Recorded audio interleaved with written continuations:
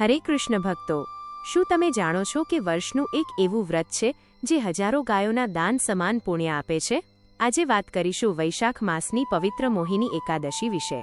શાસ્ત્રો મુજબ જ્યારે અસુરો અમૃત છીનવી ગયા ત્યારે ભગવાન વિષ્ણુએ અત્યંત સુંદર મોહિની રૂપ ધારણ કરી દેવતાઓને અમૃતપાન કરાવ્યું હતું।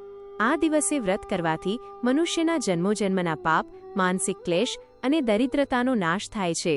વર્ષ 2026માં મોહિની એકાદશીનું વ્રત 27 એપ્રિલ સોમવારના રોજ રાખવામાં આવશે।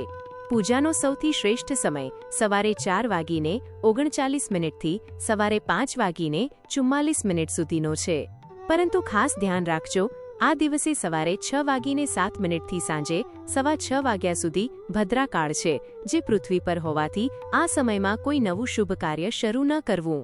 ભગવાન વિષ્ણુને પ્રસન્ન કરવા પીળા ફૂલ અને તુલસી અર્પણ કરો અને ઓમ નમો ભગવતે વાસુદેવાય મંત્રનો જાપ કરો। યાદ રાખજો, એકાદશીએ ચોખા ખાવા કે પૂજામાં અક્ષતનો ઉપયોગ કરવો વર્જિત છે। વ્રત ખોલવાનો એટલે કે પારણાનો શુભ સમય 28 એપ્રિલ મંગળવારના રોજ સવારે 5:55 થી સવારે 8:21 સુધીનો રહેશે। જો આ માહિતી ઉપયોગી લાગી હોય તો વિડીયોને લાઇક કરો અને આવી જ સચોટ ધાર્મિક માહિતી માટે અત્યારે જ આપણી ચેનલ ધાર્મિક જ્ઞાનને સબસ્ક્રાઇબ કરો। કોમેન્ટમાં જય શ્રી કૃષ્ણ લખવાનું ભૂલતા નહીં।